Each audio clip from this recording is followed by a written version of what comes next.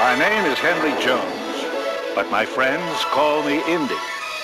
For more than 90 years, I've lived the adventures of a lifetime. It all began in 1908 when my mother and I joined my father on his lecture tour around the world. I traveled for nearly 2 years, and my father's Oxford tutor was hired to guide my education along the way. But I wasn't too anxious to learn.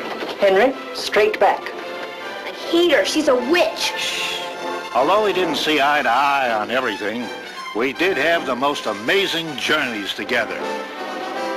Golly, sounds great. I'd like to be an archaeologist. Maybe you'll add a new page to history. I explored the great tombs of Egypt with T.E. Lawrence, traveled to Vienna and matched wits with Freud, painted the streets of Paris with Picasso, debated religion in India with Krishnamurti. Wow. Some of our travels were very enlightening. Others were quite fun. And some were rather frightening. Especially the trip to China, where I almost died. He says your son is very ill. He must be treated with acupuncture right away. No. No! By the time I was 16, my quest for adventure had only grown stronger and may have clouded my judgment more times than I'd like to remember. I'll never forget the time I ran away from home and arrived in Mexico to face Pancho Villa's welcoming committee. If I don't get home, my father's gonna kill me. I survived the Mexican Revolution and found myself right in the middle of World War I. Are you sure it is the Belgian army you wish to join?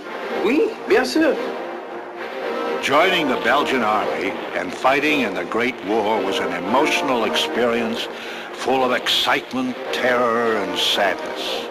Truly, one of the most unforgettable events of my life.